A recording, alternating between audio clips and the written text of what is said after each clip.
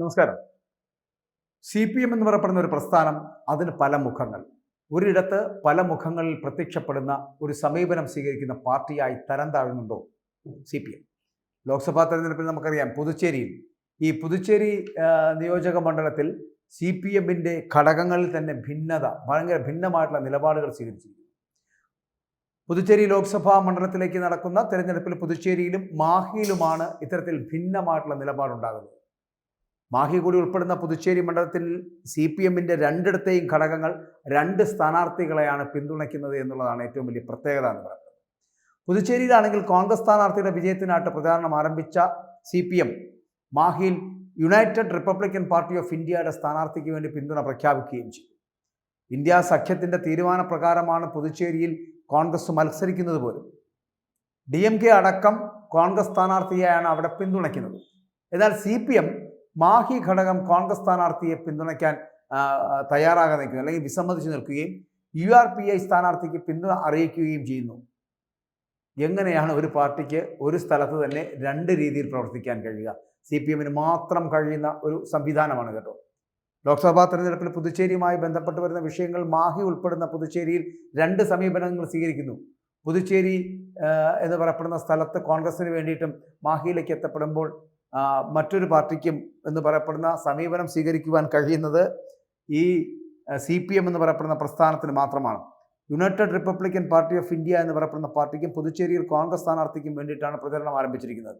മാഹിയിലാണെങ്കിൽ United Republican പാർട്ടിക്ക് വേണ്ടിയിട്ടാണ് CPM പ്രവർത്തിക്കുന്നത്. അതായത് പുതുച്ചേരി എന്ന് പറയപ്പെടുന്ന ലോക്സഭാ മണ്ഡലത്തിൽ മാഹി കൂടി ഉൾപ്പെട്ടതാണ്. ആ മാഹി കൂടി ഉൾപ്പെട്ട സ്ഥലത്ത് പുതുച്ചേരിയിൽ കോൺഗ്രസിന് വേണ്ടിയിട്ട് പ്രചരണം നടത്തുന്ന CPM മാഹിയിൽ എത്തപ്പെടുമ്പോൾ അവിടെ United republican party of India എന്ന് പറയപ്പെടുന്ന പാർട്ടിക്ക് വേണ്ടിയിട്ട് പ്രചരണം നടത്തുന്നു. അങ്ങനെ രണ്ട് തലത്തിൽ ഭിന്ന തരത്തിൽ രണ്ട് തരങ്ങളിൽ ഒരേ പാർട്ടി പല പാർട്ടികൾക്ക് വേണ്ടി പ്രവർത്തിക്കുന്ന ഒരു രീതി CPM-നല്ലാതെ മറ്റൊരു പാർട്ടിക്ക് നടക്കില്ല എന്നുള്ള കാര്യത്തിൽ സംശയമില്ല. തമിഴ്നാട്ടിലേക്ക് പോയാൽ നമുക്കറിയാം, തമിഴ്നാട്ടിലേക്ക് പോയാൽ CPM എന്ന് പറയപ്പെടുന്നത് ഈ കേരളത്തിൽ കോൺഗ്രസും CPM-ഉം ഇങ്ങനെ ബദ്ധവൈരികളായി നിൽക്കുമ്പോൾ അവിടെ തമിഴ്നാട്ടിലേക്ക് പോയാൽ ഒരു ചിഹ്നത്തിനുള്ളിൽ തന്നെ കൈപ്പത്തിയും അരിവാൾ ചുറ്റികയും ഒക്കെ വെച്ച് നിൽക്കുന്ന വളരെ രസകരമായിട്ടുള്ള കാഴ്ച കാണാൻ കഴിയുമെന്നുള്ളതാണ്. അതായത് ലോക്സഭാ തെരഞ്ഞെടുപ്പുമായി ബന്ധപ്പെട്ട് ഇന്ത്യ മുന്നണി സഖ്യത്തിൽ നിൽക്കുമ്പോൾ ഈ CPM എന്ന് പറയപ്പെടുന്നത് കോൺഗ്രസിനോടൊപ്പം ചേർന്ന് നിന്നുകൊണ്ട് പോവുകയാണ്. അങ്ങനെ കോൺഗ്രസിൻ്റെ കൂടി പിൻബലത്തിൽ മത്സരിക്കുന്ന CPM എന്ന് പറയപ്പെടുന്ന ഒരു പ്രസ്ഥാനമാണ് തമിഴ്നാട്ടിലുള്ളത്. അങ്ങനെ തമിഴ്നാട്ടിൽ കൂട്ടുകക്ഷിയായി നിൽക്കുന്നു, അല്ലെങ്കിൽ അവിടെ ഭായിയായിട്ട് നിൽക്കപ്പെടുന്ന CPM-ഉം കോൺഗ്രസും കേരളത്തിലേക്ക് എത്തപ്പെടുമ്പോൾ ബദ്ധവൈരികളായി മാറുന്നു എന്നുള്ള ഒരു വലിയ വ്യത്യാസം കൂടി ഉണ്ടാകുന്നുണ്ട്. അതേസമയം കേരളത്തിൽ തന്നെ പുതുച്ചേരിയിൽ ലോക്സഭാ നിയോജക മണ്ഡലത്തിലേക്ക് എത്തപ്പെടുമ്പോൾ മാഹി ഉൾപ്പെടുന്ന മാഹിയിലും പുതുച്ചേരിയിലും രണ്ട് പാർട്ടികളെ പിന്തുണയ്ക്കുന്ന സമീപനം CPM സ്വീകരിക്കുന്നു. ബദ്ധവൈരികളായിട്ടുള്ള കോൺഗ്രസ്സുകാരെ ഇങ്ങനെ പിന്തുണയ്ക്കുകയും തള്ളിക്കളയുകയും ചേർത്ത് പിടിക്കുകയും ആശ്ലേഷിക്കുകയും ഒക്കെ ചെയ്യുന്ന ഒരു പ്രസ്ഥാനം എന്ന് പറയപ്പെടുന്നത് നമ്മുടെ ഈ CPM മാത്രമാണ് എന്ന് പറയാതിരിക്കാൻ പറ്റില്ല. ഇത്രത്തോളം ഗതികേട് പിടിച്ചു പോയ ഒരു പാർട്ടിയായി ഈ CPM തരം താണു പോയല്ലോ എന്ന് ഓർക്കുമ്പോൾ ചിലപ്പോൾ ഇന്ന് സഖാക്കളായിട്ടുള്ള ബാക്കി വരുന്ന ചില അണികളിലുള്ള സഖാക്കളുണ്ടല്ലോ, അവർക്കെങ്കിലും ഉളുപ്പും നാണക്കേടുമൊക്കെ തോന്നുന്നുണ്ടാകാം. കാരണം ഇനിയില്ല ഈ പാർട്ടിയിൽ അവശേഷിക്കുന്നത് ഒരു തരിമ്പ് പോലും എന്ന് പറയേണ്ട സ്ഥിതിവിശേഷത്തിലേക്ക് പോവുകയാണ് കമ്മ്യൂണിസ്റ്റ് പ്രസ്ഥാനം എന്നുള്ളത്. കേരളത്തിൽ മാത്രം ഒതുങ്ങുന്ന തരത്തിലേക്ക് ഇപ്പോൾ എത്തപ്പെട്ടുള്ള ഈ പ്രസ്ഥാനം 2026 നിയമസഭാ തെരഞ്ഞെടുപ്പോടുകൂടി പൂർണ്ണ സമാപനത്തിലേക്ക് എത്തുമെന്നുള്ള കാര്യത്തിൽ സംശയമില്ല.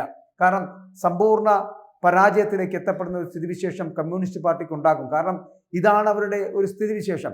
ഒരേ സമയം ബദ്ധവൈരികളായവരെ കൂട്ടുപിടിക്കുകയും ആശ്ലേഷിക്കുകയും തള്ളിക്കളയുകയും ഒക്കെ ചെയ്യുന്ന ഒരു പരസ്പര വിരുദ്ധമായ നടപടികൾ സ്വീകരിക്കുന്ന ഒരു പ്രസ്ഥാനമായി CPM മാറുന്നു. ജനങ്ങൾക്ക് ഇവരെ വിശ്വാസത്തിലെടുക്കാൻ കഴിയാത്ത ഒരു സ്ഥിതിവിശേഷം ഉണ്ടാകുന്നു. ഈ പാർട്ടിയോടൊപ്പം നിൽക്കേണ്ടതുണ്ടോ, ഇവർക്ക് വേണ്ടി സഹകരിക്കേണ്ടതുണ്ടോ എന്ന് ചിന്തിച്ചു തുടങ്ങുന്ന ഒരു കാലഘട്ടം. അങ്ങനെ ഒരേ സമയം തന്നെ കോൺഗ്രസിനോടും കൂടാതെ യുണൈറ്റഡ് റിപ്പബ്ലിക്കൻ പാർട്ടി ഓഫ് ഇന്ത്യയോടും ഒരേ സമീപനം സ്വീകരിക്കുന്ന CPM എന്ന് പറയപ്പെടുന്ന പാർട്ടിയുടെ അന്തസ് എന്ന് പറയപ്പെടുന്നത് കളഞ്ഞു കുളിക്കുകയാണ് ഈ പാർട്ടി എന്നുള്ള കാര്യത്തിൽ സംശയമില്ല.